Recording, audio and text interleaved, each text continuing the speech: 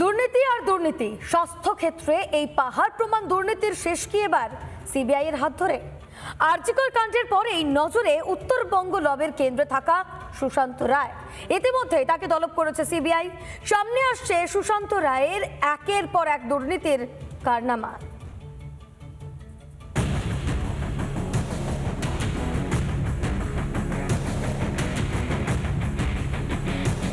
नीरा सफेद तुरंत खुले, भरपूर झाग दे और इसकी स्मार्ट साइंस दे स्मार्ट केयर और फ्रेशनेस। मेरी चॉइस मेरा सफेद। আরজিকর কাণ্ডে সিবিআই এর নজরে চিকিৎসক সুশান্ত রায়। উত্তরবঙ্গ লবির অন্যতম এই সদস্য সুশান্ত রায়কে ইতিমধ্যেই তলব করেছে সিবিআই। উত্তরবঙ্গ মেডিকেল কলেজ ও হাসপাতালে অভিযোগের পাহাড়। উত্তরবঙ্গের করোনা সময়কালের ওএসডি অর্থাৎ অফিসার স্পেশাল ডিউটি ডাক্তার সুশান্ত রায়ের বিরুদ্ধে একাধিক অভিযোগ। আরজিকর থেকে উত্তরবঙ্গ মেডিকেল কলেজ, সময় যত এগোচ্ছে খুলছে সুশান্ত রায়ের দুর্নীতির খোলস। ওনার বিরুদ্ধে অভিযোগের কোনো শেষ নেই। কোভিডের সময় থেকে তিনি যখন ওএসডি ছিলেন, কিভাবে নিযুক্ত হয়েছিলেন জানি না, পাবলিক হেলথের তিনি মানুষ নন। আমরা মনে করি এই সমস্তটাই পশ্চিমবঙ্গের স্বাস্থ্য ব্যবস্থাটাই একটা হচ্ছে যে অপরাধের চক্র তৈরি করেছে। এদের অভয়ার এই নারকীয় অত্যাচারের ভিতর দিয়ে যে হত্যা, এই অপরাধ চক্রটা এর জন্য দায়ী। এখানে শেষ নয় সুশান্ত রায়ের কারনামা। থ্রেট কালচারের এক নতুন কাহিনী শোনাচ্ছেন খোদ উত্তরবঙ্গের মেডিকেলের চিকিৎসকরাই। এসপি দাস, শ্যামাপদ দাস, এ হচ্ছে একদম থ্রেট কালচারের শীর্ষে। তার নিচে কটা নাম ছিল? তার নিচে কিন্তু এই সুশান্ত রায়, সুদীপ্ত রায়, অভিক দে, বিরূপাক্ষ, সৌরভ পাল, এরপরে শুরু হলো নিচের দিকে।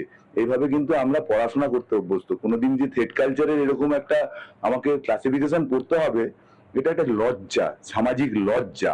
এরা অনেক দিন ধরে এই কাজ করে যাচ্ছে। এরা থ্রেট কালচারের চূড়ান্ত পর্যায়ে। এদের নামে যদি 2022 সালে আমার কাছে প্রমাণ আছে যে থ্রেট কালচারের সঙ্গে যুক্ত লোকেরা নর্থ বেঙ্গল মেডিকেল কলেজে, তার এগেনস্টে এফআইআর হয়ে রিকোয়েস্ট করা হয়েছে, প্রিন্সিপালের কাছে রিকোয়েস্ট করা হয়েছে, আজও পর্যন্ত কোনো অ্যাকশন নেওয়া হয়নি। কারণ তারা সবাই থ্রেট কালচারটাকে প্রমোট করেছে।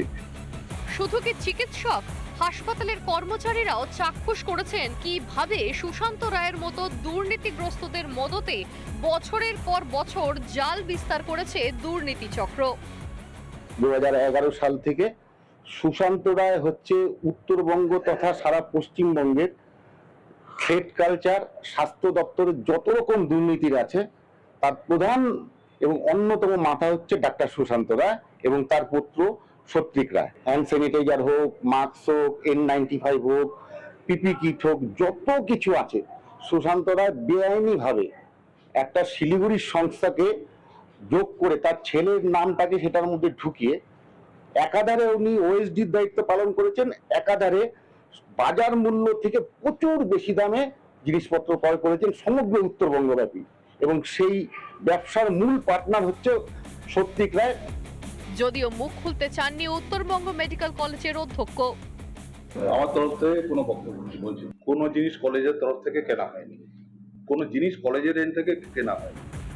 আর কতদিন এভাবে দুর্নীতির চক্রব্যূহ রচনা করবে দুর্বৃত্তরা?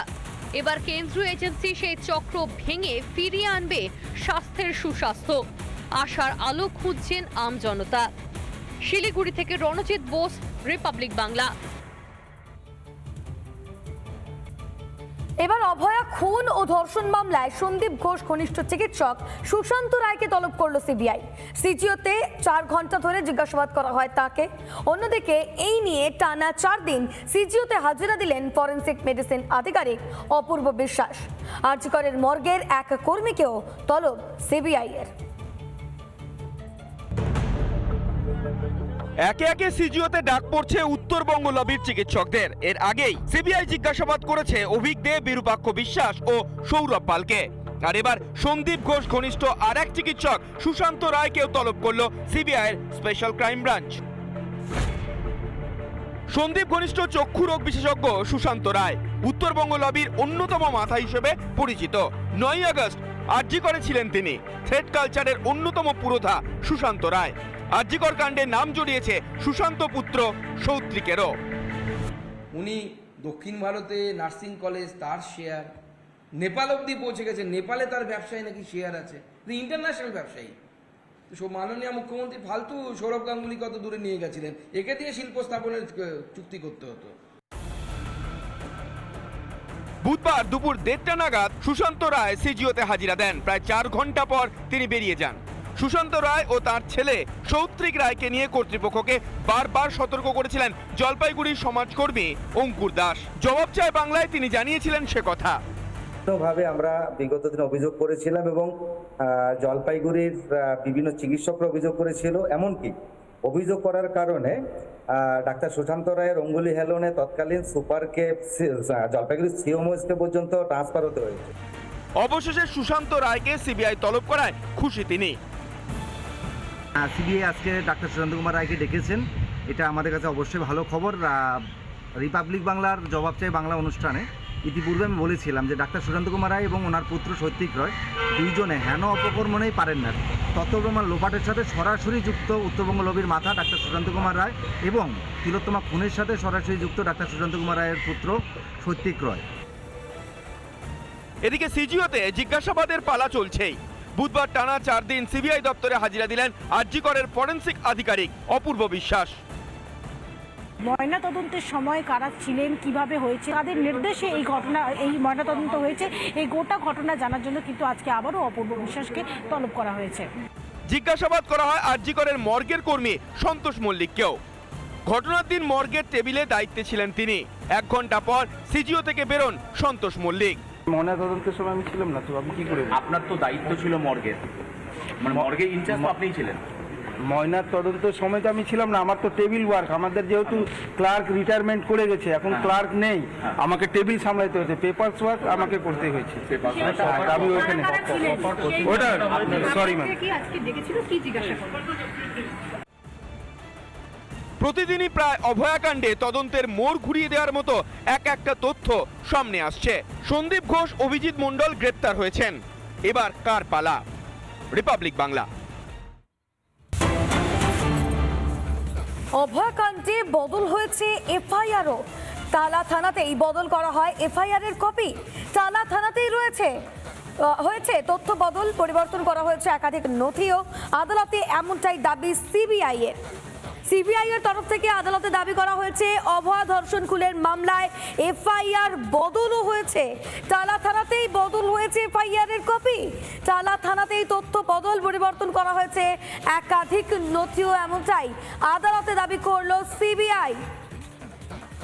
অভয়াকাণ্ডের তদন্তে সিবিআই এর তদন্তকারী আধিকারিকরা এবং একের পর এক চাঞ্চল্যকর তথ্য উঠে আসছে এই ঘটনায়।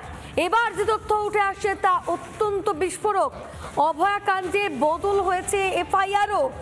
টালা থানাতেই বদল করা হয় এফআইআর এর কপি। নিয়ে ইতিমধ্যেই প্রশ্ন উঠতে শুরু করেছে। তবে টালা থানাতেই তথ্য বদল হয়েছে, পরিবর্তন করা হয়েছে একাধিক নথিও, এমনটাই আদালতে দাবি করেছে সিবিআই। আর এই বিষয় নিয়ে বিজেপির রাজ্য সভাপতি সুকান্ত মজুমদার কি বলেছেন শুনুন।